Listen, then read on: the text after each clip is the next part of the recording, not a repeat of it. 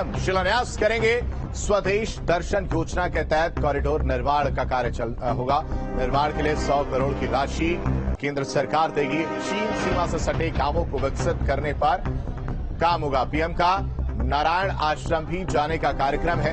भारत चीन बॉर्डर के पास नारायण आश्रम है। आश्रम में रात्रि विश्राम कर सकते हैं प्रधानमंत्री नरेंद्र मोदी। तो प्रधानमंत्री नरेंद्र मोदी एक बार फिर से उत्तराखंड आ सकते हैं। इस बार पीएम चीन बॉर्डर के नजदीक पिथौरागढ़ के नारायण आश्रम का दौरा कर सकते हैं। बता दें कि नारायण आश्रम पिथौरागढ़ के धारचूला में स्थित है, जो कैलाश मानसरोवर यात्रा का भी एक मुख्य पड़ाव है। कैलाश मानसरोवर यात्रा का मुख्य पड़ाव होने के चलते केंद्र की ओर से इस क्षेत्र को विकसित करने की बड़ी योजना में शामिल है। मुख्यमंत्री पुष्कर धामी ने बताया कि मानसरोवर कॉरिडोर के अंतर्गत क्षेत्र का विकास होना है। धारचूला से लिपुलेख जाने वाली सड़क को पूरी तरीके से विकसित किया जा रहा है। चीन सीमा से लगे पिथौरागढ़ के गांव और मानसरोवर कॉरिडोर के लिए स्वदेश दर्शन योजना के तहत 100 करोड़ से ज्यादा केंद्र सरकार खर्च करने जा रही है, जिससे क्षेत्र को विकसित किया जा सकेगा और मानसरोवर कॉरिडोर के जरिए इस क्षेत्र की तस्वीर बदलती नजर आएगी।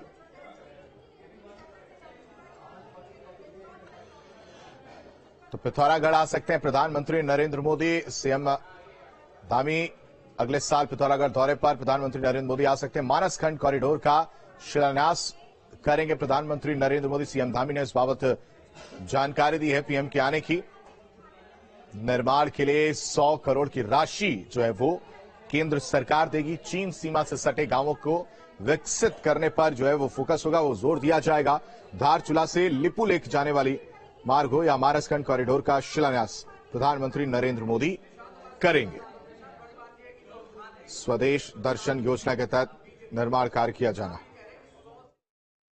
माननीय प्रधानमंत्री जी का जो हमारे सीमांत के गांव हैं, सीमांत क्षेत्र हैं, उनको प्राथमिकता में लेना, उनके विकास को प्राथमिकता देना और अंतिम गांव को, पहला गांव, अंतिम क्षेत्रों को, सीमांत क्षेत्रों को पहले क्षेत्र के रूप में उनका विकास करना उनकी प्राथमिकता में है। इस बार माड़ा गांव के प्रवास के दौरान उन्होंने उस क्षेत्र के विकास का एक मॉडल बनाया है। बद्रीनाथ धाम का मास्टर प्लान उनकी गहन समीक्षा की है। केदारनाथ जी का काम उनके मार्गदर्शन में लगातार चल ही रहा है।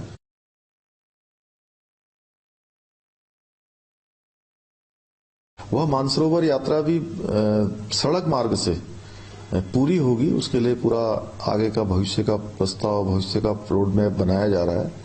तो इस क्रम में चूंकि चारधाम यात्रा में आने वाले जो यात्री हैं वो कैलाश मानसरोवर की यात्रा पर भी जाएं और जो मानसखंड कॉरिडोर बन रहा है उस यात्रा पर भी जाएं। तो माननीय प्रधानमंत्री जी से भी हम अनुरोध करेंगे कि आने वाले समय में वो जहां नारायण आश्रम, मायावती आश्रम, इन सभी स्थानों पर उनका समय मिले, उनका प्रवास हो। प्रधानमंत्री नरेंद्र मोदी एक बार फिर से उत्तराखंड आ सकते हैं।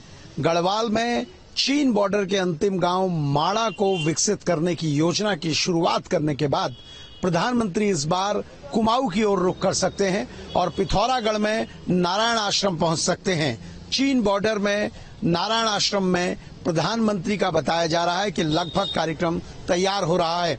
प्रदेश के मुख्यमंत्री ने कहा है कि प्रधानमंत्री अगले साल नारायण आश्रम आ सकते हैं और इस दौरान वो मानसखंड कॉरिडोर की शुरुआत के कई सारे जो प्रोजेक्ट हैं उनका लोकार्पण भी कर सकते हैं, कुछ का शिलान्यास हो सकता है।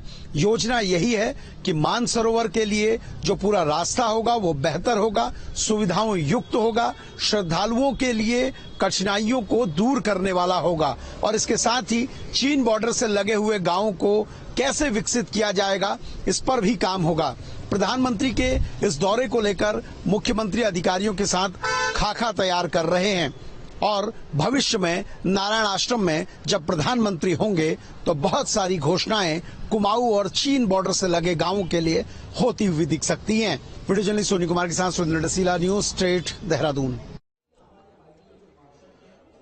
और इस खबर पर ज्यादा जानकारी के साथ, ज्यादा अपडेट के साथ सुरेंद्र डसीला हमारे साथ लाइव कनेक्ट हो चुके हैं। सुरेंद्र का रुख करते हैं। सुरेंद्र, प्रधानमंत्री नरेंद्र मोदी का जो प्यार है उत्तराखंड के लिए वो हमेशा देखने को मिलता है। अब एक बार फिर से वे उत्तराखंड आ सकते हैं। आपके पास क्या जानकारी कि वो कब तक आ सकते हैं, साथ ही साथ क्या उनके कार्यक्रम रहने वाले हैं?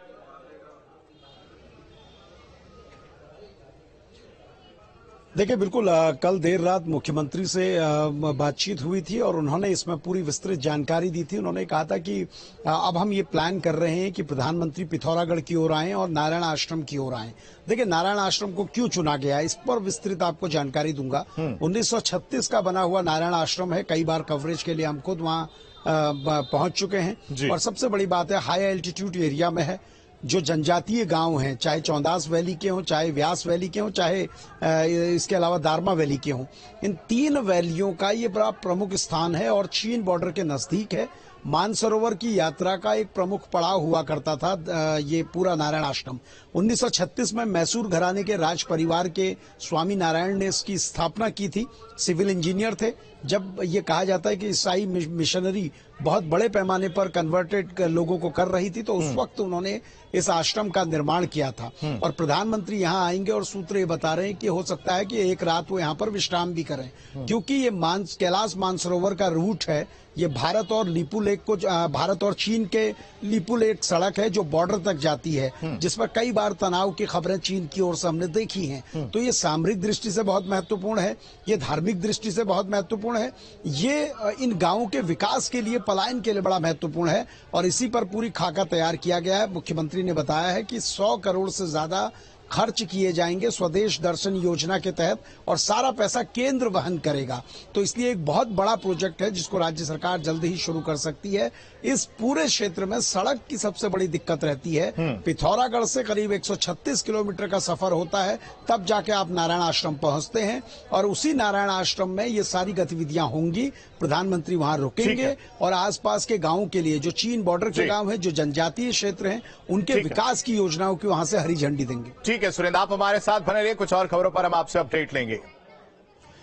बढ़ते आगे, रुद्रप्रयाग से बड़ी खबर है जहां बद्रीनाथ केदारनाथ हाईवे को जोड़ेगी सुरंग। 900 मीटर लंबी सुरंग का निर्माण कार्य शुरू हो गया है। 1 अरब 56 करोड़ की लागत से ये सुरंग बनेगी। सुरंग और ये पुल जो है वो बनते हुए नजर आएंगे। तो बड़ी खबर आपको बता रहे हैं, रुद्रप्रयाग से जहां बद्रीनाथ केदारनाथ हाईवे को ये सुरंग जोड़ेगी, एक सहूलियत हो जाएगी। 900 मीटर लंबी सुरंग का निर्माण कार्य शुरू।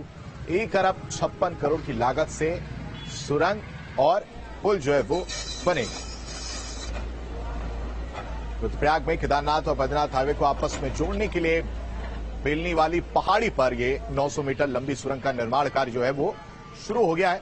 लोक निर्माण विभाग राष्ट्रीय राजमार्ग इस प्रोजेक्ट को तैयार कर रहा है, जिसे 2.5 साल के अंदर पूरा करने का समय जो है वो तय किया गया और इस पूरे प्रोजेक्ट के लिए भारत सरकार से 1 अरब 56 करोड़ रुपए भी स्वीकृत हुए हैं। पहले फेज में अगर बात किया जाए तो पहले फेज 1 का काम बीआरओ ने पूरा किया था और अब दूसरे फेज में केदारनाथ हाईवे के जागतोली तिराहे से लगी पहाड़ी से कोटेश्वर तिराहे के बीच करीब 900 मीटर सुरंग बनाई जाएगी। इसके बाद सीधे अलकनंदा नदी पर 200 मीटर पुल बनाते हुए इस मार्ग को बद्रीनाथ हाईवे से जोड़ा जाएगा। इस बाईपास सुरंग और ब्रिज के बनने के बाद रुद्रप्रयाग शहर को जाम से निजात मिलेगा।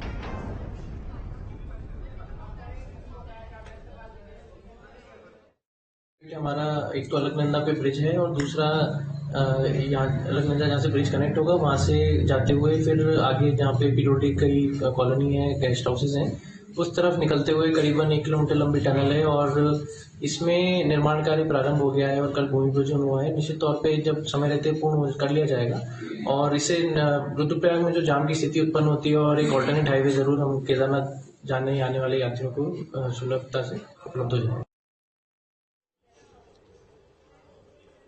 और इस खबर पर ज्यादा जानकारी के साथ सुरेंद्र डसीला का रुख करते हमारे साथ बोले। सुरेंद्र, इस मार्ग को बद्रीनाथ हाईवे से कहीं ना कहीं ये जोड़ता हुआ नजर आएगा। बाईपास सुरंग और ब्रिज के बनने के बाद कितनी सहूलियत मिल जाएगी लोगों को और कितना लाभ मिलेगा? देखिए, उत्तराखंड में ऑल वेदर रोड के तहत जो भी कार्य किए जा रहे हैं वो इसीलिए किए जा रहे हैं ताकि भविष्य में जो श्रद्धालु आते हैं उनको दिक्कतें ना हो, सड़कें चौड़ी हों। सामरिक दृष्टि से बहुत महत्वपूर्ण है क्योंकि चमोली जनपद चीन के बॉर्डर से घिरा हुआ क्षेत्र है, इसलिए भी ये बेहद जरूरी है। इस तरीके से अगर टनल बनती है तो भविष्य में ये आप मान के चलिए कि लोगों को जो दिक्कतें अब तक थी, जो घुमावदार सड़कों में अतिरिक्त समय लगता था, लैंडस्लाइड की प्रॉब्लम रहती थी, टनल में ये सारी चीजें नहीं होती हैं।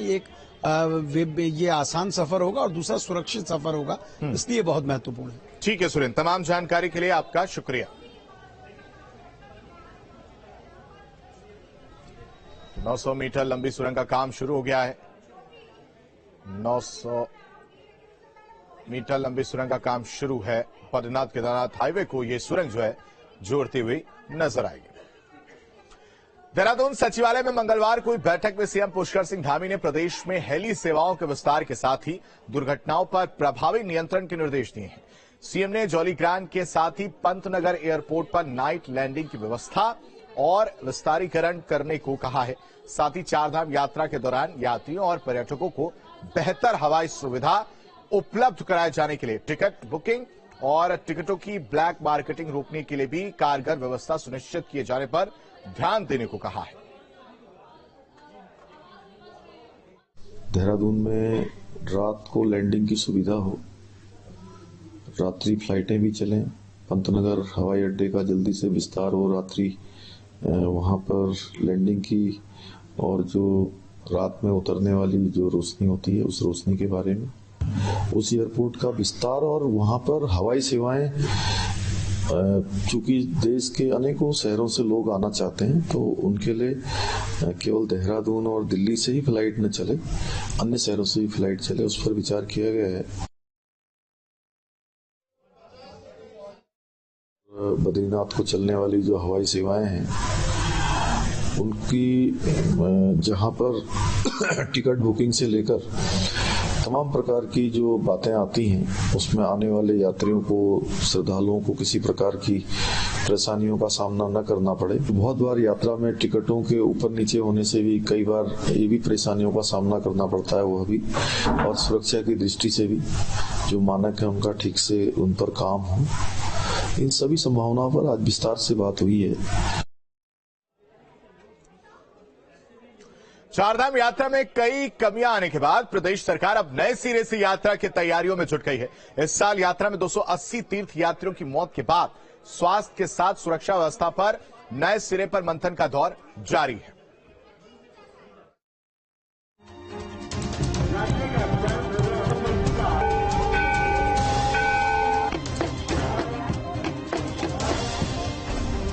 चारधाम यात्रा में इस बार जहां नया रिकॉर्ड बनाते हुए 50 लाख से अधिक भक्तों ने अपने आराध्य के दर्शन किए, वहीं पूरी यात्रा के दौरान 280 तीर्थ यात्रियों की मौत का आंकड़ा सामने आने के बाद प्रशासन, स्वास्थ्य विभाग पर सवाल उठने लगे हैं। इस बीच श्रद्धालुओं की मौत मामले में उत्तराखंड के स्वास्थ्य प्रभारी डॉक्टर आर राजेश कुमार का कहना है कि यात्रियों की मौत के मामले में इक्विपमेंट और मैन पावर की कमी एक बड़ा कारण रहा। वहाँ पे इंफ्रास्ट्रक्चर फैसिलिटीज और मैन पावर की तैनाती और स्पेसिफिक जो इक्विपमेंट्स होने चाहिए वो नहीं होने की वजह से ये डेथ्स हो रही हैं। जो फर्स्ट एड हम दे सकते थे वो नहीं दे पाए। मैक्सिमम हमने कोशिश की देने की, लेकिन कई बार नहीं कर पाए, तो उस वजह से डेथ हुई। और चारधाम के दृष्टिगत मैं बताना चाहूंगा कि जो भी लोग जाएंगे चारधाम यात्रा, उनकी स्क्रीनिंग भी होगी और ये कोशिश रहेगी कि उनको हम लोग प्रॉपर मेडिकल एडवाइस भी प्रोवाइड करें। वहीं चारधाम यात्रा में तीर्थ यात्रियों की मौत के आंकड़े पर चिंता जताते हुए सीएम धामी ने कहा कि कमियों को दूर करते हुए साल 2023 यात्रा के दौरान यात्रियों की सुरक्षा, स्वास्थ्य पर विशेष ध्यान दिया जाएगा। पिछली बार की जो यात्रा थी वो हमारे लिए बहुत चुनौतीपूर्ण यात्रा थी। 2 वर्षों बाद कोविड महामारी के बाद यात्रा प्रारंभ हुई थी और बहुत सारे काम अभी हमें और करने हैं। इस बार यात्रा की तैयारी हम अभी से करने वाले हैं और जिससे कि जो अगर कहीं पर जो भी हमारी कमी रही है या हम और बेहतर जो कर सकते हैं उनको और बेहतर करेंगे। बता दें कि 19 नवंबर को शुभ मुहूर्त में भगवान बद्री विशाल के कपाट बंद होने के साथ ही चारधाम यात्रा का समापन हो गया। यात्रा के दौरान जहां 15 लाख से अधिक भक्त बाबा केदार के धाम पहुंचे, वहीं 50 लाख से अधिक भक्तों ने चारधाम की यात्रा की। देहरादून से सुरेंद्र डसीला के साथ टीम न्यूज स्टेट। और पार समाचार में वक्त एक छोटे से ब्रेक का फौरन हाजिर होता है।